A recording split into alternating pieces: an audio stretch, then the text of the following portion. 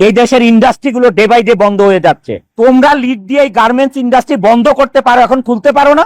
শ্রমিক লিডারদেরকে বক্তৃতা দিতে শুনলাম যে বন্ধ ইন্ডাস্ট্রি গুলি খুলে দিতে হবে। আরে সে মালিক এখন কেন খুলে দিবে? এখন কেন গার্মেন্টস মালিকরা ইন্ডাস্ট্রি খুলে দিবে? একটা ইন্ডাস্ট্রি বানাতে পারো না? বানায় তাদেরকে চাকরি দাও।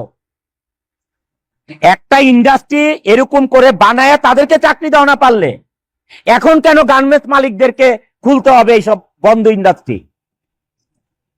আজকে যদি আমি ইন্ডাস্ট্রি বন্ধ করে দিই, এখানে 12,000 লোক কাজ করে, নট 12,000, 12 লক্ষ লোক জড়িত এটার সাথে। সাভারে, আশুলিয়াতে, গাজীপুরে 230 থেকে 240টা এই ধরনের গ্রুপ অফ ইন্ডাস্ট্রি বন্ধ করে দিয়েছে মালিকরা।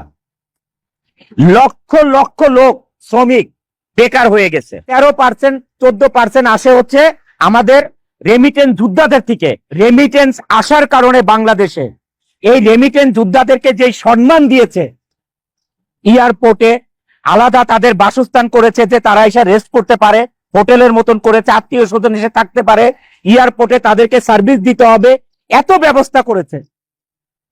যারা 84%